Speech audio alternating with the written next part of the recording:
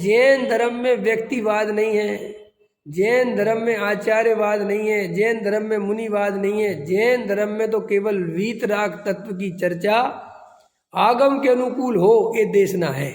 वो किसने लिखी कब कही हमें इससे कोई लेना देना नहीं है। हमें तो वो बात वीतरागता का पोषण करने वाली होनी चाहिए, विशेष सम्यक दर्शन का पुरुषार्थ जगाने वाली होनी चाहिए। ये हमारे लिए देशनालब्धि है।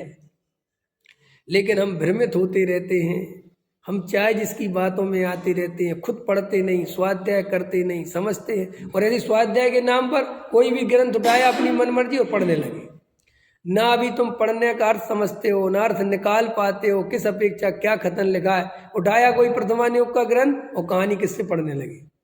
अब कहानी किससे पढ़ने लगे, उसमें तो वैसे ही वर्णन है भावुक बनाने वाले। क्या वर्णन है, भावुक बनाने वाला है कि नहीं। साहब ऐसा हुआ, फिर उसने वहां पर पूजा करी, फिर उनने वहां की वंदना करी, फिर उनने वहां की वंदना करी, फिर उनने वहां दर्शन किया, फिर उनने वहां आत्म ध्यान किया, फिर वहां से वहां गए, फिर उनने वहां का युद्ध जीता, फिर ये हुआ। वो कहानी चलती रहती है ना। और ऐसा हुआ और ऐसा हुआ, और उनने कह दिया कि हम भगवान के दर्शन के बिना पानी नहीं पिएंगे। वह तुम भी चढ़ गए, हम भी नहीं पिएंगे। अरे भैया शांति रख लो। तुम काय किसकी कहानी पढ़ रहे हो, क्या पढ़ रहे हो, किस अर्थ में पढ़ रहे हो।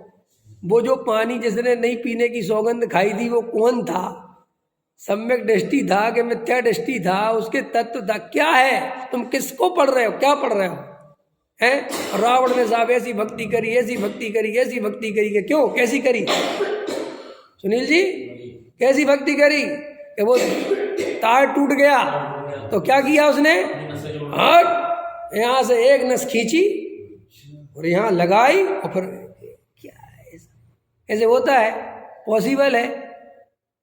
तो साहब फिर ऐसा क्यों, अरे ठीक है, ये सब अतिशयोक्ति वर्णन होता है। भक्ति की महिमा बतानी थी तो वो इस तरीके की अतिशयोक्ति से वर्णन कर दिया, समझ में आए। और नस खींच दी, और अब तुम भी खींचने लग जाओ तो क्या हो।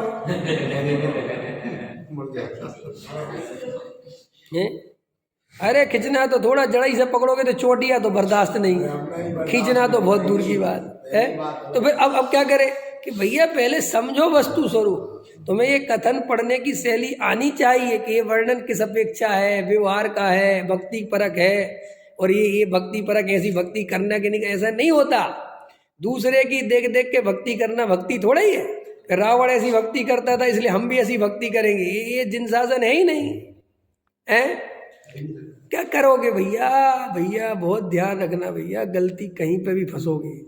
इसलिए आगम पे भी बोला हूं मैं, अभी तो गुरुओं पे बोलना है। गुरुओं पे भी ध्यान रखो, गुरु भक्ति अंध भक्ति में नहीं पलटनी चाहिए। अगर गुरु भक्ति अंध भक्ति में पलटी तो बंटा जा, सब खत्म। आज कुछ लोगों की गुरु भक्ति अंध भक्ति में पलट गई, उसका क्या परिणाम है। उसका परिणाम ये है कि उन्हें अच्छा बुरा दिखना बंद हो गया। और जिन गुरु की वो भक्ति जिस भाव से कर रहे थे, जहाँ उनने तत्व बताया था, आत्मा समझाया था, स्वरूप समझाया था, वो गायब हो गया और गुरु गुरु महाराज सब कुछ हो गए। जबकि ऐसा जिन शासन नहीं है, ये अपने यहाँ ऐसा नहीं है साहब। हमारा यहाँ तो बड़ा गजब का मार्ग है। देखो हमारे यहाँ किसी भक्ति में अपना सिर कटा देना, किसी के चरणों में डले रहना, ये भक्ति का स्वरूप जिन शासन में नहीं है बिल्कुल भी।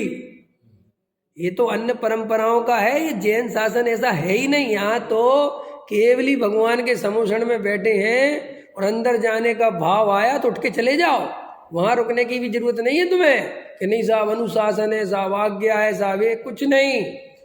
देखो वो कौन से मुनिराज थे, गज कुमार, ये सगे चचेरे भाई थे नेमिनाथ के।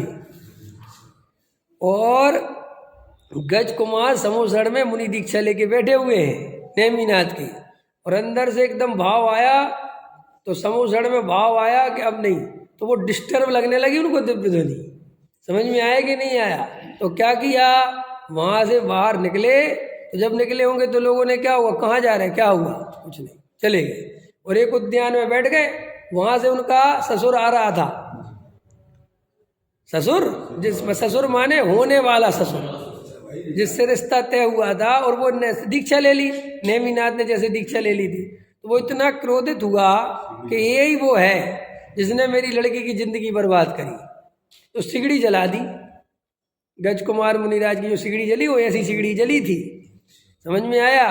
और वो सिगड़ी जला दी तो श्री गुरु कहते हैं कि वे अपने स्वरूप में ऐसे स्थिर हुए कि बाहर में सिगड़ी जलती रही और अंदर में कर्म जलती रही, और थोड़े काल में तो वे केवल ज्ञान को प्राप्त हो गए। और वहाँ दिव्य ध्वनि खिरती रही, और यहाँ पता चला कि गज कुमार खुद ही केवली हो गए, समझ में। तो जैन धर्म ऐसा नहीं है, ये किसी के राग में अंध भक्त बन जाओ, साहब आप रात को दिन को रात कहोगे तो रात कहेंगे, रात को दिन कहोगे तो दिन कहेंगे, ऐसा जैन धर्म नहीं है।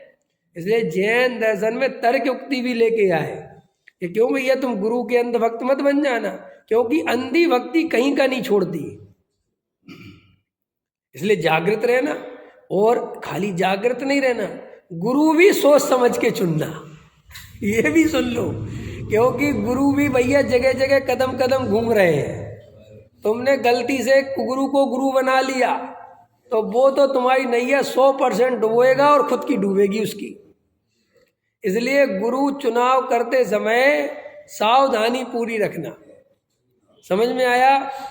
और सही पूछो तो मैं जो ज़्यादा कुछ कहना नहीं चाहता, जब खोटा काल हो तो भटकने की ज़्यादा गुरु खोजने की जगह अपने आत्मा को गुरु बना लो। क्या कहा मैंने? अपनी आत्मा को ही अपना गुरु बना लो, ज़्यादा मत घूमो सम्यक दृष्टियों के पीछे के, ये सम्यक कुछ नहीं होंगे सब सम्यक दृष्टि। हम अगर हमारे पास समय सार है, हमारे पास मोक्ष मार्ग प्रकाशक है और हमें आत्मा की रुचि है, तो सुनो, हमारे पास आगम भी है, हमारे पास गुरु महाराज भी हैं, क्योंकि वो ही आगम गुरु का भी काम करेगा, क्योंकि गुरु बताएगा ना वही जो उसमें लिखा हुआ है। और अगर हमें आत्मा की रुचि है, वही हमारी विशुद्धि लब्धि है, और वो जो आगम है वही देशना लब्धि है। अब प्रायोगिक लब्धि का पुरुषार्थ में करना है, तो सम्यक दर्शन कितनी दूर है।